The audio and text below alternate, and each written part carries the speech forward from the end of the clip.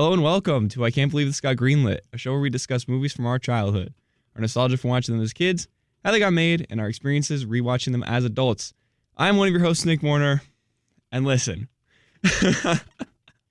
Today is an interesting episode because my co-host, Matthew Pelton, is not here.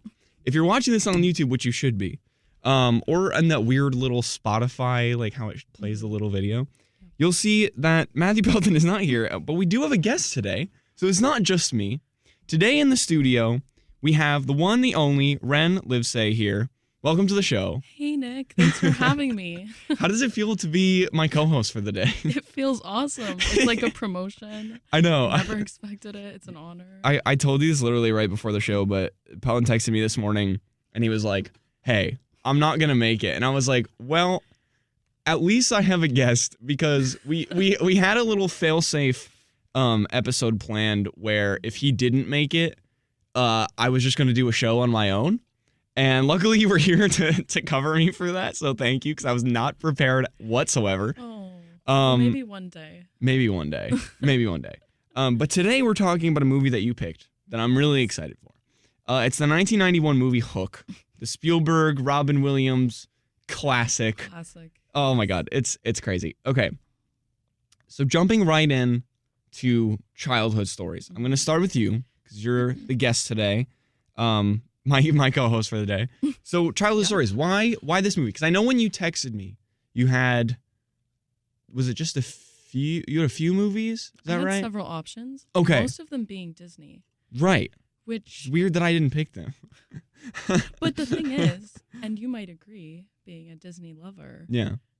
it still falls into the Disney realm for me. Yeah. Because Peter Pan was Disney movie. a Disney movie. Right. And while I know it's based off of a novel, Yeah. for me, I was very much in a Disney household, Yeah. as I expect you were. Oh my God. And so Yeah. this was, when I was thinking of childhood memories, I remember my sister and I sort of treating this like Peter Pan lore, Yeah. or like what happens to him. It's true. Yeah. Because you do wonder. You're Yeah. like, what happens to Peter Pan after this? And I don't know how well they actually explain how he got there. Yeah. It is, or how he just forgot everything. yeah, he forgot, and then he had kids, and that's Yeah. it. And then he grows old. And then what happens to Wendy? Does she ever go back? I don't know. I forgot this whole plot, basically. I was like, I remember this movie with Hook, as the title, as the, I guess, main character, but he's not really the main character, really. which is very strange. Like, they don't really focus on Hook's No. backstory at all, even though it's called Hook. I never understood that. Yeah, and it's a strange thing because I believe I must have watched this as a kid. Mm-hmm. I don't remember it at all. But I did this thing my junior and senior year of high school before coming to film school, where I was like, I'm going to watch every movie by every major director ever. And that didn't happen. And to this day, I still have not successfully completed the list. But I was going through all the Spielberg movies because he was the first. He's my guy. He's probably my favorite director of all time. He's amazing. But I was going through all of his movies, and Hook was one of them. And I was like, this is a brand new movie for me, because I had just forgotten all about it. Yeah. And I, since then, this is 4 or 5 years later, I had forgotten completely about what happens during the movie. And I was like, I forgot that it was Peter Pan had forgotten his way. Yeah. And then he kind of comes back and whatever. But It's crazy. yeah, so that's wild. That's, so it kind of sticks out, because I know you were telling me that you rewatch. Yeah. How many times have you seen this movie? It was one of the ones that, and part of why I picked it is because, I don't know if you have this, but to this day, when I'm home, if we scroll past it, my mom's like, oh, let's watch Hook. Yeah. Let's put it on. And she really loves it. Yeah. So if you're listening, Mom, sorry, we're about to tear it apart. Maybe not, though. Maybe not. Maybe not. Not. But yeah, she really loves it. And I mean, Robin Williams really delivers. He's honestly a great performance. Fantastic. Who else to play? He's fantastic in everything. Yes. Yeah. Right? I was rewatching it and I was like, this is saved because of you, Robin. Yeah, exactly. Yeah. I was thinking about this as I was watching this, because I was like, man, there's so many players. You have Spielberg directing, Robin Williams, Dustin Hoffman, John Williams doing the score. You have so many people, and we'll get into that in production notes. But and maybe I'll save this for later, but like, oh my God, one of the greatest directors of our time, one of the greatest actors, again, one of my favorite actors, one of my favorite, if not my favorite director, teaming up for a story that I love so dearly. Yeah. And oh my God, it's just like the perfect match. Yes. It's incredible. Perfect combination. Yeah. Okay, so going into production, this movie, again, is directed by Steven Spielberg. Incredible. We have some heavy hitters today, which is crazy because the cast alone, yes, but in terms of production, the cinematography is done by this guy named Dean Cundey. Now, if that name doesn't sound familiar, that's okay. He is well known in the cinematography world because I'm just going to list off his credits. Please This do. dude is crazy. He did the cinematography for, just get ready for this, it's a long list. Let me brace myself. Among many, many, many others. Okay. But he did Halloween, The Thing, every single Back to the Future that exists, Jurassic Park, Apollo 13, The Parent Trap, Flubber, 3 episodes of The Mandalorian, and was nominated for an Oscar for Who Framed Roger Rabbit. Isn't that insane? What? Yeah. Oh, it was just one after another. Yeah, he did everything in the 80s, 90s, like basically every classic movie. Wow. Yeah. Jurassic Park and Back to the Future alone, you're like, are you kidding me? Yeah. And then you get to The Thing, Halloween, like all the Carpenter movies, like it's ridiculous. And it sounds like he is still working or working recently. Yeah, Mandalorian. Yeah, yeah. He's doing TV now. Wow. Okay. And then going right off of that, you have the editor, which his name's Michael Kahn. And it seems like he is Spielberg's guy because he's edited basically every single Spielberg movie of all time, like even the ones you've never heard of. Yeah. You know, he did obviously like Jurassic Park, E.T., like every single movie, all the way up until now. He did The Fabelmans and he edited West Side Story, like all the way up till today. He's just done all of Spielberg stuff. Wow. But he also edited The Goonies. He also edited Twister, and was nominated for Oscars in the editing category for, get this, it's a long list, for Close Encounters of the Third Kind, to Spielberg, Raiders of the Lost Ark, which he won. Wow. He won an Oscar. Fatal Attraction, Empire of the Sun, Schindler's List, which he also won. Saving Private Ryan, which he also won. Munich, and Lincoln. So mostly Spielberg's. But he won 3 Oscars for editing, which is crazy. Not one for Hook, though. No, not one for Hook, unfortunately. Neither of them got nominated or won for Hook. The music for this movie was done by John Williams. And I'll bring this up later in Final Thoughts, but I think this is one of, if not, in my opinion, the most underrated John Williams scores in existence. Because anytime I hear this music, I just get like, I am calm. I like just serenity. Like, I am just at peace. It is an incredible score. Especially once they get to Neverland. Oh my God, he pulls out all the classic John Williams stops. Oh my God. Like, it's flourishing orchestra. Incredible. It's the best. Underrated, yeah. It's the best. And obviously, no need to go over his credits. He's done everything. If you don't know who John Williams is, stop listening. Stop listening. Go listen to. Go on Spotify, look up John Williams, and listen to everything he's ever done. Because he's an incredible dude. And also just got nominated for an Oscar for the new Indiana Jones, which, you know, that was a life one. That was a lifetime achievement nomination, definitely. Okay, so this movie had a $70 million budget, which it seems like not a ton because of the production of this thing, but apparently it started at like 35 million and then kind of ballooned and doubled, which there was a whole thing of like this film kind of shot. They went over the production, time and the budget kind of inflated and everything. Yeah. So it is what it is. But the movie grossed $300 million. So they made it up, which is great. It made its money back, which is awesome. Yeah. And I read this thing where Dustin Hoffman, Steven Spielberg, and Robin Williams, I guess, didn't take a salary for this movie. There's this whole thing in the industry where you take what's called points on the back end. So basically, like, you make money if the movie makes money, rather than taking an initial upfront salary. So typically with that, you want to put, more time and effort into, promoting it and everything, because you're not going to make money if the movie tanks. But I guess they made, between the 3 of them, they made like $25 million. Wow. Because it made so much money. And then I think it was like TriStar Pictures made a certain amount after they made their money. It's this whole thing, but they ended up making a lot of money off of this, which is crazy. Okay, so basically getting into like the story of how this movie was made. So the movie was essentially instantly greenlit because Spielberg is Spielberg. Yep. in the who he was in the late 80s. Yeah. And he felt a personal connection with the relationship between Peter and Hook, feeling it was so close to his relationship with his father. Now, it's one of those things where he's done movies about his relationship with his parents in the past. You have E.T. is the famous one. More recently, you have The Fabelmans, which is literally a direct translation of his life. Yeah. But there's a few others where he kind of gets into like the family dynamic relationship thing.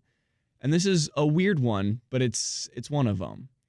So, yeah, I'm trying to kind of parse out. Yeah. Because I feel like the relationship that's most touched on is between grown-up Peter and his kids. Right. But wow. Yeah. I guess maybe who knows? And maybe it was Wikipedia, so maybe I got it wrong. And maybe that he actually felt like the relationship between Peter and his kids was the thing, so who knows? I mean, who knows? His dad could have been a villain. Like, yeah, maybe he is. Listen, I'm not sure. I mean, if you watch The Fabelmans, it seems like he was. So, you know.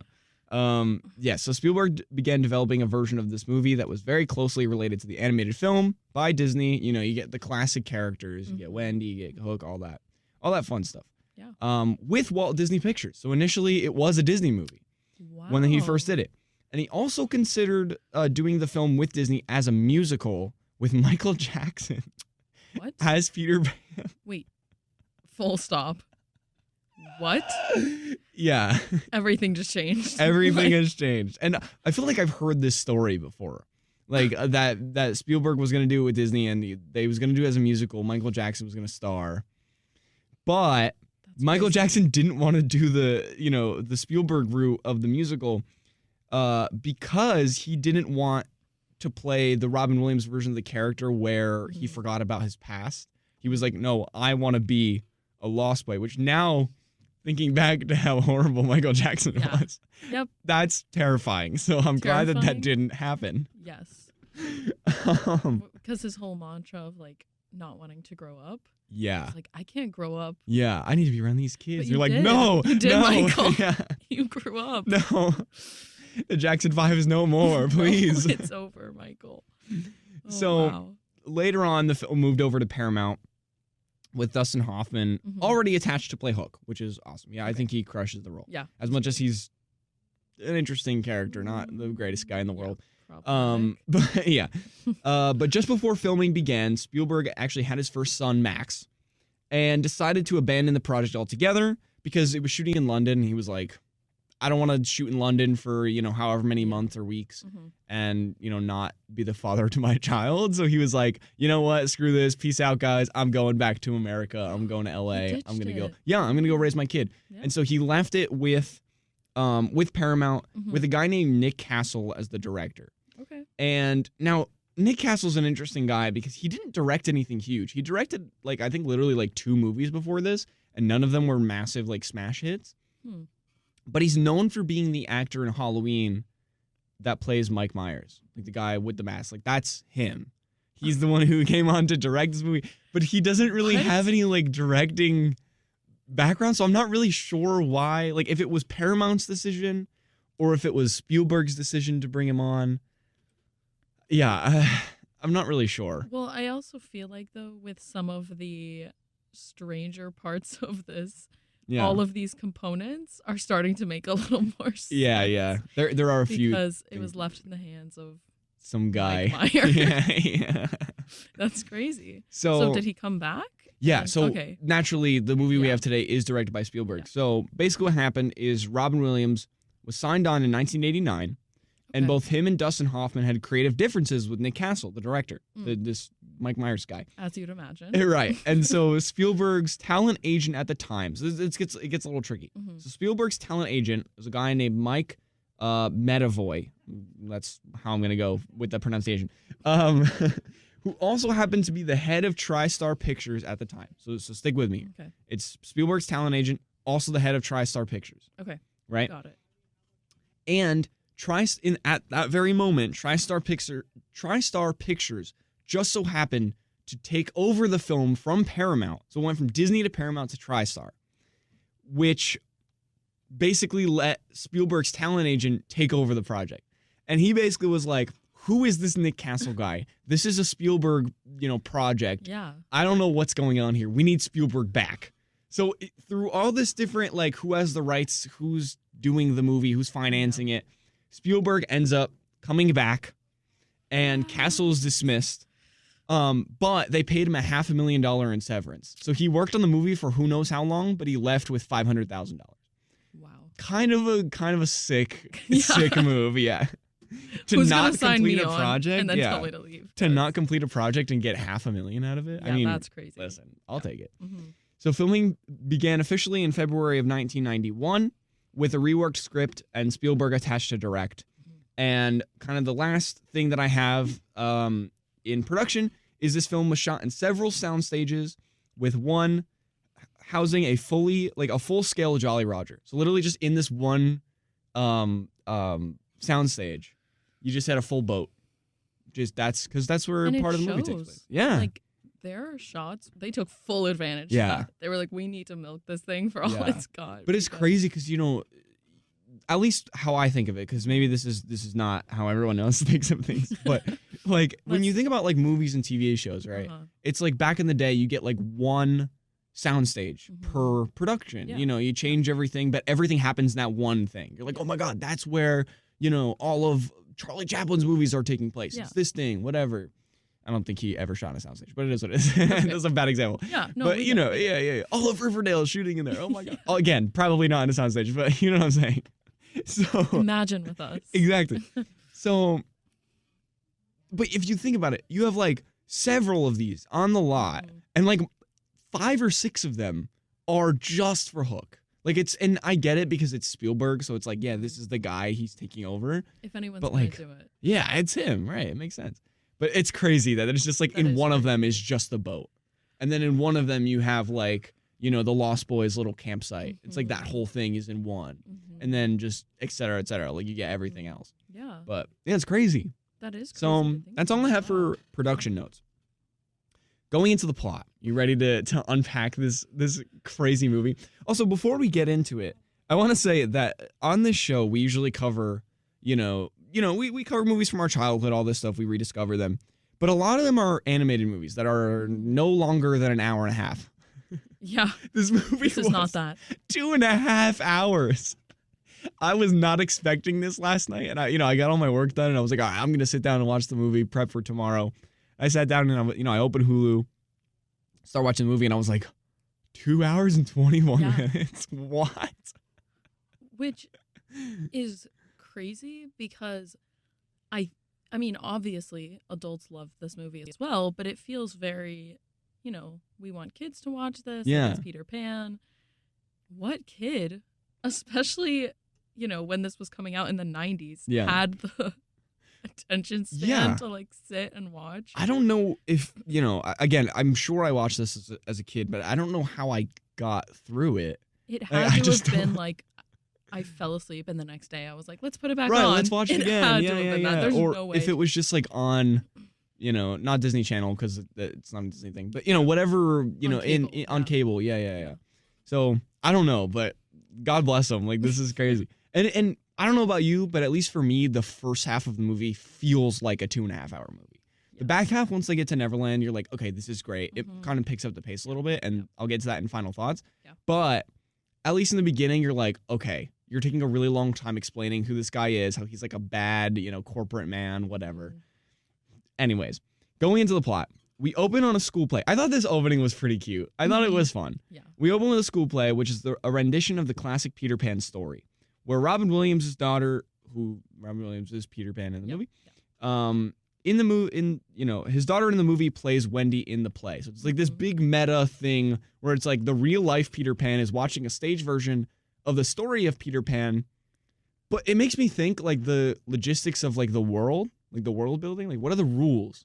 This is my exact question. Do you know what I'm saying? Right out of the gate, I'm going, so is it supposed to be like our world where Peter Pan is a book and maybe a movie, several movies, and he just also happens to actually be Peter Pan? Like, right.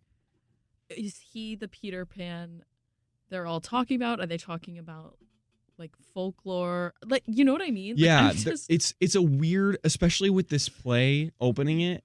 Like, I thought it was cute and everything, but it brings up so many questions that, like, if you don't include that first, minute and a half of the movie, all of those questions go away. Yep. Because it's like, it's based on this whole lore, and it's almost like the Marvel thing where they're doing it now with like Miss Marvel, where she's a fan of Captain Marvel yes. in like the comic books, but also Captain Marvel is a real person yes. that is a superhero. It gets Exactly. weirdly meta, and it's very strange. It made me question so many things. But so Robin Williams, again, Peter Pan. I like to do this thing on the show where I just refer to the characters as the actors if they're that famous. So I'll go back and forth between Robin Williams and Peter Pan. I'm gonna try my best to just say Peter Pan. So Peter Pan, Robin Williams. What is his name in the movie? It's like Peter Pan. Peter Banning. Is it Banning? Yeah, his Dang. last name is. Dang. He got adopted by a couple who just so happened to have the last name Banning. Yeah, crazy. Of course. So he's a corporate lawyer in this world. Yep. That has a very workaholic attitude and ends up missing his son's big baseball game because of it. Also, again, because it's a 2.5 hour movie just for time purpose, if it seems like I'm skimming through the movie, it's because there's just so much that happens. Yeah. So that's basically what happens. He goes to his daughter's play, he gets this phone call, and the guy's like, you have to be in the office, big corporate lawyer, whatever. And then, his son's like, but it's my big game. Oh my God. And then he's like, I'll be there, I promise. And then, he sends a guy from the office to go film it. And then he shows up and, oh my God, the game's over. He missed it. He's a bad dad. All this stuff. Sick They name. might as well have just put Bad that dad. on the screen. Yeah. He's a bad dad. Bad dad credits roll. Has nothing to do with Peter Pan at all. So later that night, on the plane to London, they're going to London for Christmas. Again, there's so much that happens. Okay. Because Peter's wife, who I forget her, Moira? Yep. Sick name. Moira. She's from London. And on the plane ride, he gets really upset with his son, and he's like, hey kid, grow up. Like, you gotta grow up. You can't be a child in this world anymore. And his son's like, but I'm a kid. But I am a child. And he starts laughing. He's like, what are you talking about? That's He's like, you're answer. Scared the plane's gonna bust over, we're all gonna die. Ooh. And he's like, what? You're gonna get sucked out. Yeah. Like, what's going on? Yep. Because he is like throwing a baseball in a plane. Well, this is also like pre 9/11 where they like no seat belts, like they're full dinners, like so much leg room, like they're all smoking on the plane. It's all crazy. Anything goes. Yeah, anything goes. This kid's like, I'm gonna bust open the window in the throwing the baseball out the window. It's crazy. But so we meet Grandma Wendy, which it's her. It's the lady. It's there she is. Yeah, Wendy Darling. I was trying to think of her last name. Yes. But it's also played by Professor McGonagall from Harry Potter, which is crazy. Yeah. I'll never remember her name. I just know her as McGonagall. Real. Also in the very beginning, less so towards the end, but in the very beginning, I could not see her as Wendy. I could only see her as like detention, like as McGonagall. Even without the accent. Yeah. Well, and the crazy thing is, that's how she looks in the film is how Maggie Smith kind of looks now. Right, yeah. Because she's, I think, well into her 80s. Yeah. They aged her up for this. Big time. Yeah. Because this is far before Harry Potter. Well, like it's like 10 years before Harry Potter. Yeah, but it is almost. I've kind of always imagined her being that old, and I think it's because of this movie. Because she's like supposed to be in her 80s there, and then she's actually in her 80s now. So I'm like, that's wild. She's just always an 80-year-old woman. She's been for the last 40 years. Yeah. She's been 80. She's just been 80. So, yes. So we meet Grandma Wendy, who is supposedly the real Wendy from the stories. Like, again, we're not really sure what the logistics are here. Nope. Because is it they watch the Disney film and it just so happens to be in real life? And then if that's the case, is Walt Disney some like lost boy in real life? Like, who knows what is going on in this film? With the actual lore and the context of everything. Yes. It's so confusing. Well, because it feels like there are supposed to be callbacks to the book, like the literature, which I've never read the original. Yeah. But I think there's almost a suggestion that the Lost Boys are supposed to be like dead children. And that almost feels like it's something in this. Or that there's like some metaphor that's going on the whole time. Right. But Crazy Who stuff. knows? Yeah, I don't know. But yes, moving on. So Peter gets a call from his boss while he's in London, Yes. which did he have the cell plan to do that? Who knows? But I'm not gonna question that. He's a lawyer. He's yeah, making yeah. money. They have it at the corporate law office. Yeah. They have that. Yeah. But yes, and he screams at his kid. Dude, this part shattered my heart because he like fully screams at his kids because he's frustrated, with work and everything. And his wife, rightfully so, throws the phone out the window and tells him that he only has so much time with his kids. Yeah. And it's this heartbreaking moment. Like my heart shattered for these poor, and also just to see Robin Williams, this like fun, cheery guy in most of the movies he's in, like play this serious corporate lawyer who like gets really genuinely frustrated and just like, because he snaps. Like he like, his acting eats, but it is. yeah, no, he goes crazy. But like, yeah. But it's so sad. And she's like, yeah, you're missing it. Yeah. She's like, the years are going by, you're missing it. Yeah. It's crazy. That's a crazy moment. Yeah. Yeah. I never want that to happen to me. I'm gonna start crying. I know. It's so sad. Okay, so Peter, his wife, and Grandma Wendy go to a charity dinner in honor of Wendy because she runs this orphanage now because she's the real Wendy. So Lost Boys. Yep. It all comes. Let's bring it back. It comes back. World. Yeah. Yeah. And when they get home, they find the kids to be missing, and a ransom note written by Captain James Hook is like pinned to the wall with a knife. And you're like, it's like medieval pirate. Yeah, it's handwriting. Like right. And it's like the knife is like all squiggly and everything. Yeah. Yeah, like he dragged his hook through the house. It's crazy. Image. Crazy. It's insane. Yeah. Like I was blown away by this moment because I was like, you get home and like I'm pretty sure it's the two people that are also previous Lost Boys were like watching the kids or something like that. The one that like lost his marbles. There's the one guy, and then I think the woman is like the housekeeper. Okay, yeah. And she's just like pinned against the wall. And she's like, the wind came up or something, and the children were screaming, and you're like, oh my god, it's insane. Okay, Spielberg. Like, yeah. What's happening? Twist. Yeah, jeez. I just get kidnapped. Yep. These poor kids. Fully kidnapped. Yeah. And then, like, you start thinking, at least I started thinking about this. I was like, especially later on in the movie when you see them, they're just, like, in, like, cages. Like, they're in, like rope.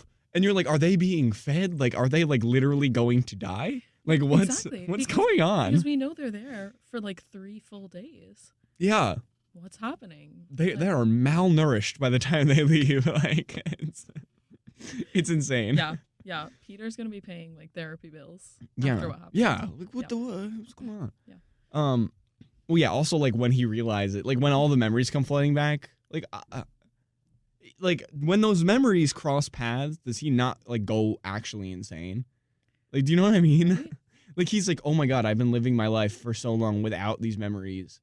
Was like, he needs to go to therapy. Yeah. Like for real. He really needs to go to therapy. But instead they're like, it was a 90s. Yeah. It's okay. So Wendy pulls Peter aside and tells him that he has to remember who he really is and that the stories are true. He is the Peter Pan. And Peter's like, no, like, I'm this corporate lawyer guy. Like, I don't, your family's crazy. Like, I can't. Yeah, he thinks she's like unwell. Yeah, like a lunatic. He starts calling the wife. He's like, yeah, something's wrong. What's going on? She's doing it again. And he begins drinking, which it does. I didn't realize that this is like a big like plot point into the end. There's like some random offhand comment of like he kind of is an alcoholic. Yeah. You're like, what? I'm like, damn, he just had one drink. Yeah, yeah. It's crazy. Yeah, man, just thinking about like the logistics of this whole thing is just blowing me away. So, yes. So Peter begins to drink, and then he calls it a firefly from hell, which I thought was really funny. Yeah, that is funny. Comes through the window, and we are introduced to Tinkerbell, who is played by Julia Roberts. Julia Roberts, yeah. Yeah. Did you also, before we move on, did you hear about the story of Julia Roberts on this set and Spielberg? No. I guess, and I don't know the entire story because I think it's still not fully out in the public, but I guess Julia Roberts and Steven Spielberg had like a lot of beef on set, but it's because she was coming off of like another really big movie. And I don't know if it was because she was like cocky or something. Like, but whatever it was, they both like got into like this big fight. And then like years later, they both were like, yeah, I don't know why that happened. And we both just got really frustrated with each other. And then since then, like the reason why it's not out in the public is because before and since, both of those, the actor and director, both of them like famously like don't really get into tussles on set. Like they're really good to work with. Yeah. But I guess like, I don't know if she was just like, I don't want to be this tiny little fairy. And he's like, but that's who you're cast as. And she's like, I want to be something more, which we'll get to that because there's a part of this where she becomes something more, which is insane. But yeah, it's wild. So that happened. That's crazy. Yeah, that's something that happened. But yeah, she comes to the window. We're introduced to Tinkerbell, who tries to bring back Peter's memories.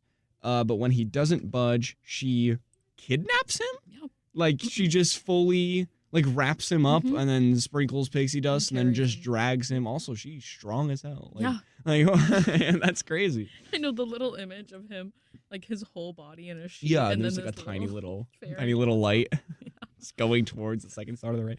So yes, they land on the Jolly Roger, right? It's on the ship. And Peter dresses up as a pirate as he tries to blend in with the pirates of Neverland. Now, this is until we finally meet the beloved Captain Hook, which I think literally takes like 45 minutes to actually happen, which is wild because this movie is called Hook.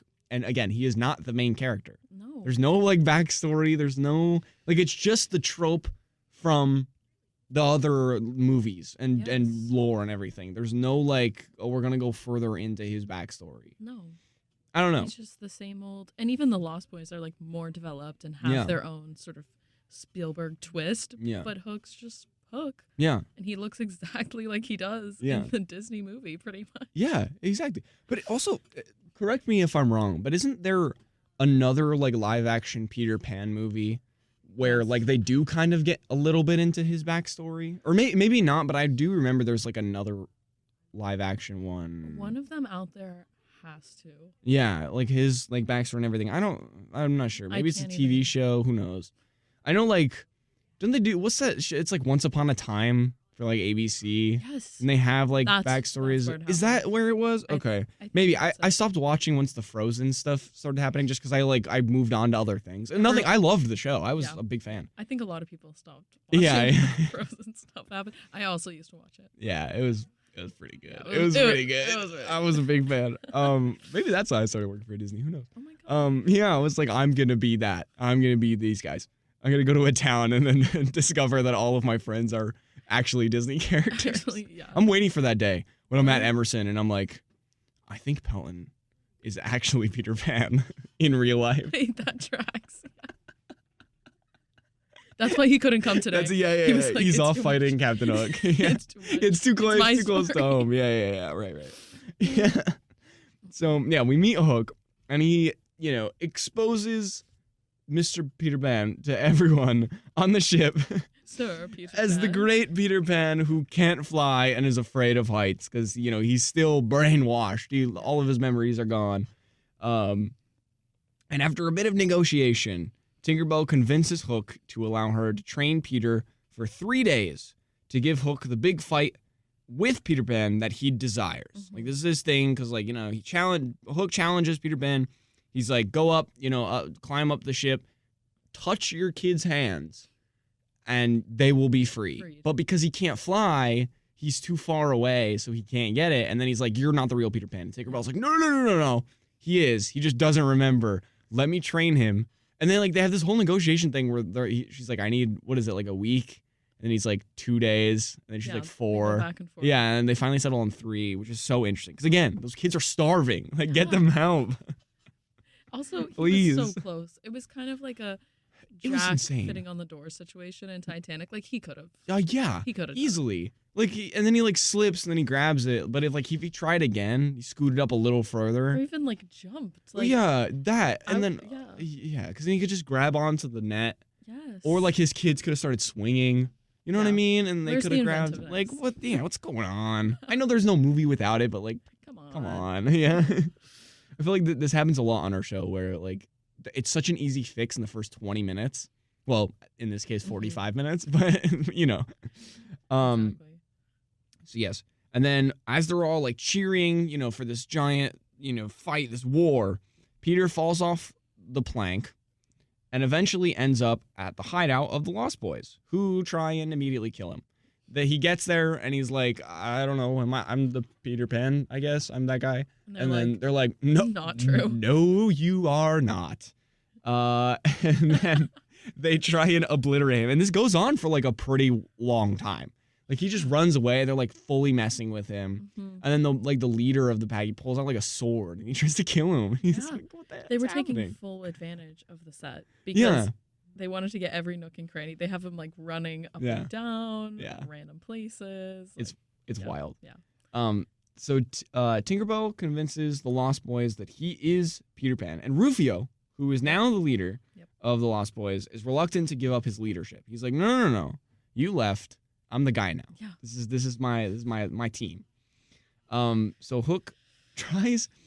Okay, this part was crazy because Captain Hook was like, he's not the Peter Pan that I know. And he takes out a gun and he like tries to end his life. Like, I don't know if we should even be talking about this on air. Probably not. But like, it's insane that this happens. No, it's crazy. And then we learn that he like does this often. And Smee has to like talk him out of it every time. Yeah, and you're like, what? What's happening? It's like such a random, and it's never brought up again. And you're like, what's going on? But yeah, because he couldn't get the revenge that he wanted. This was his big thing. He's like, I couldn't get the revenge I wanted. My life is worthless. Yeah. And Smee convinces Hook to turn Pan's kids against him to properly get his revenge. This is the one way now that he's all grown up and everything. Like this is the thing that he'll care about. Yes. So the boys train Peter, and Hook fails to convince Peter's daughter to turn on him, but successfully convinces his son because he reminds him how Peter didn't show up to his baseball game. And the game shows up later, which we'll get to, which is a big plot point that I never remembered about this movie, which is a wild scene. It is wild. It also shattered my heart. But so then there's this dinner scene, and the only reason I bring this up, because it's not... Actually, it is kind of... Actually, it's very important now that I think of it. But there's this dinner scene... And when I watched it in 2019, this is like the one line that I remembered like laughing out loud during. I thought it was hysterical. So all of the Lost Boys and Peter Pan, you know, they're eating food, but it's not real food. It's all imagination. Yep. Yeah, you know, this is the Lost Boys. And Peter's like, what? Yeah, he's so hungry. He's like starving. Rubbing his hands. And they just start like the most exaggerated like thing ever. And the kids are so funny when they're eating all this stuff. And there's this quote in the scene that Robin Williams says, which I was just dying at. He says Gandhi ate more than this, and I just lost. Both times I watched it in recent memory, I was like crying laughing. So I was just like, it's so out of nowhere. And it's the most Robin Williams thing ever. And again, I'll bring this up later to further emphasize it. But I think once Robin Williams gets to really be Peter Pan, like it makes sense why he's in the role. Like this is the beginning of it, where he starts to really fully realize who he is, and then he starts becoming like that, you know, witty. Yeah, witty. He throws out the zingers and all this stuff. That's who Peter Pan is, and that's who Robin Williams is, and it makes sense. But it's far too deep into the movie for me to not even mention that. Well, and him and the leader, Rufio, get into like a roast off. Yeah.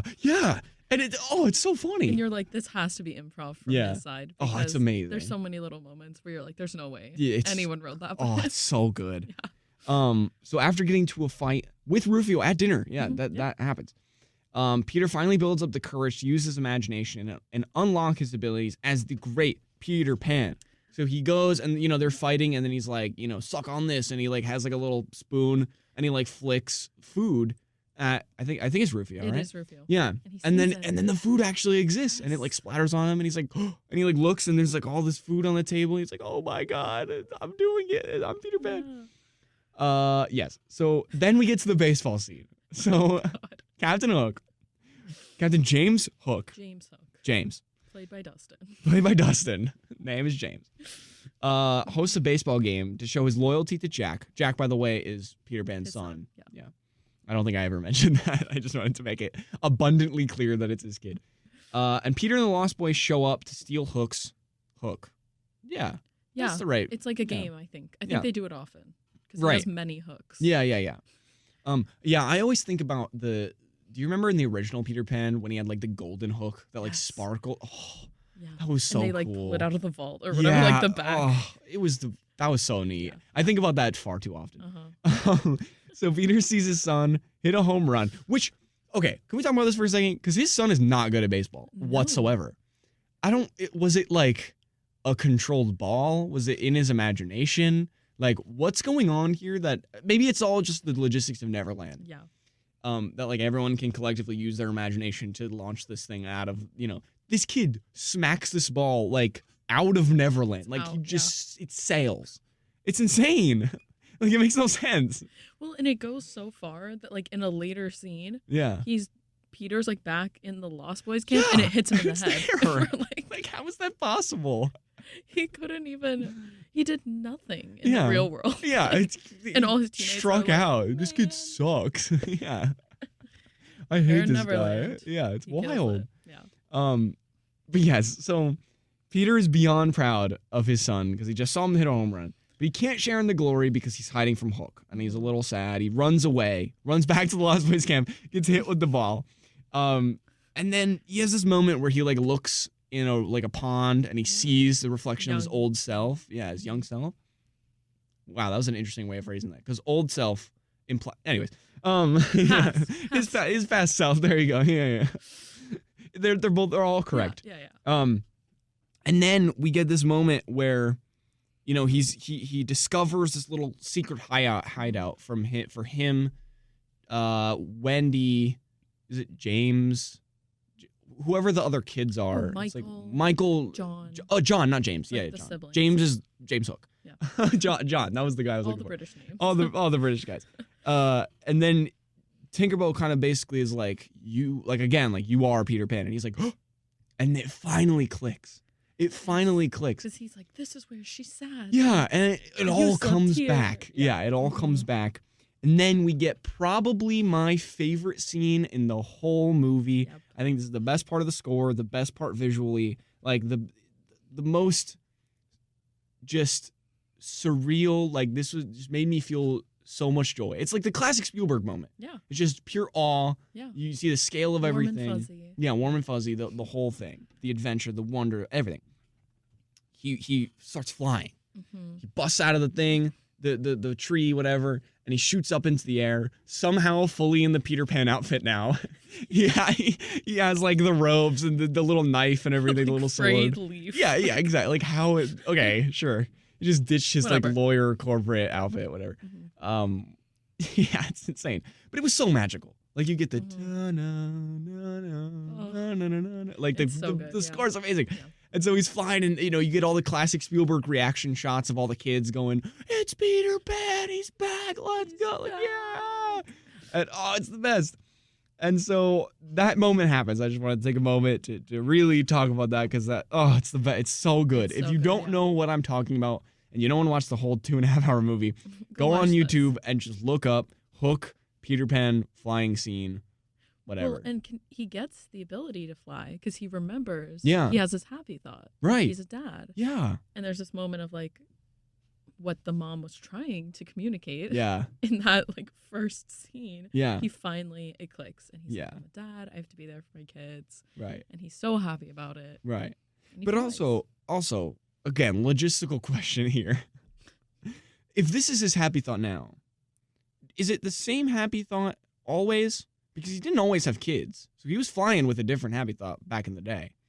So maybe it changes over time, but for whatever reason, I guess like, yeah, in the original movie, they're like, oh, just think of any happy little thought. Like that's just what it Yeah. is. So I guess it could just be anything. But I'm also so used to that trope in movies where it's like, you have to think of that one memory. And it's like, that is your one. Yeah, And that's it. You always have to think about that. Yeah. So who knows? I guess it changed. Yeah, I guess. But yeah, so Rufio finally, after the whole movie, gets down on his knees and he's like, you are Peter Pan. Here's the sword. All this stuff. Because he's like, you're the Pan I once knew. Yeah, you're back. And then we have this moment with Tinkerbell. where I don't know how. And maybe it's explained and I just missed it because I was just so shocked. But she grows to be human size and then kisses Peter Pan. All they have is one line where she's like, I finally got my one wish. Yeah. But there's to make out with Peter. It's like, what? Who granted you the wish? Yeah. Like, what's going on? She also changes into this like prom dress. Yeah. Because she's in like, they made her all like tomboyish and have like a pixie cut because she's a pixie. Right. Yeah. And yeah, rather than like the Tinkerbell dress, she's in like khaki, like oversized. And then suddenly, and she has like sparkles in her hair. Yeah. 90s updo. It's whatever. insane. It's insane. And then they make out. And then she just goes back to Tinkerbell size. Oh my god, the crazy part actually is they're making out. He's like lost in memories and he tries to say Moira, his wife's name, and Tinkerbell thinks he's saying more. Yeah. And she's like, it's ballistic.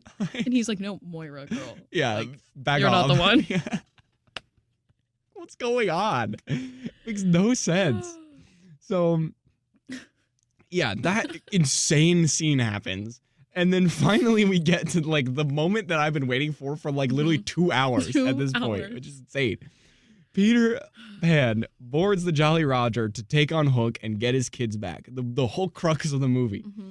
And just when we think, just when we think he's going to lose to the pirates, the Lost Boys board the ship and take them down. They have all these little gadgets. They have all these little things. That's like my favorite part is they just have all these little creative ways. Like this is ragtag group of kids that are just living off the land. And they're like finding these different ways. Oh, it's so cool. It is cool. It's so cool. They like spill pebbles or whatever, like stuff on the floor and it marbles. Makes them trip. Yeah. Oh, it's awesome. So Peter and Hook fight. After this big moment happens where Hook kills Rufio. He just murders him. And I was not expecting that because I don't remember that from 2019 when I watched it or when I was a kid. But he just kills him. Yeah. I was like, rewatching it, I was like, oh, does he come back? Nope. Yeah. He dies. No, he just dies. Yeah. And you see it and everyone's just like, what? And I then guess they like move past it. Yeah. And I guess like, it's good because you get something that's like, it's not like the big issue with like the Marvel movies today or whatever is like no one dies, everyone's brought back, all this stuff that people complain about, whatever. But it caught me off guard because I was like, I've seen plenty of Spielberg movies. Not that people don't die in them, but that's just not what I think of when I think Spielberg. I'm just like, oh, happy, fun, magical, all this thing. But I think they felt like they had to add some kind of stakes because the pirates are just sort of like goofing around. Yeah. And we forget, like, oh, they have swords. Yeah, no, they can kill. Like, they mention it several the times. Whole movie. Yeah. Hook's like, I'm tired of like killing Lost Boys all the time, and we're like, wait, he's done this before. Yeah. What's up? And I guess there's the proof. Like he does it. Yeah.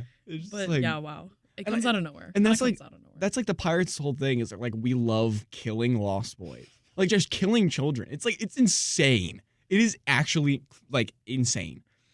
But they sweep it under the rug with like the Spielberg charm of just like they do like one line just like for plot purposes and they're like we're not going to talk about this ever again. Yeah.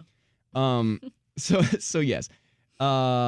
Peter defeats Hook several times. Like he disarms him multiple times, gives him a second chance on life, but each time Hook betrays his trust and is eventually defeated when a giant crocodile statue falls on top of him.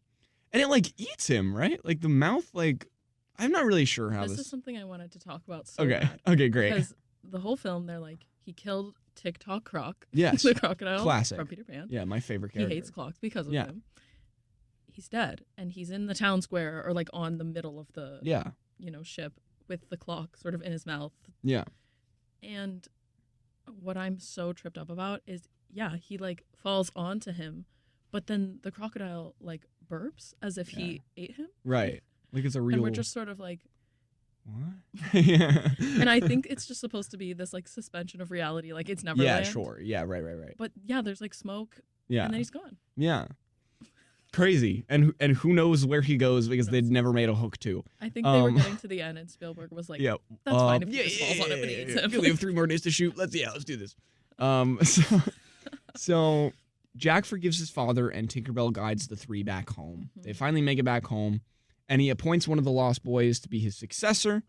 And, the three return happy as can be, and, everyone's all good, and all is well in the world, and that is Hook, which is a great, fun time. So final thoughts.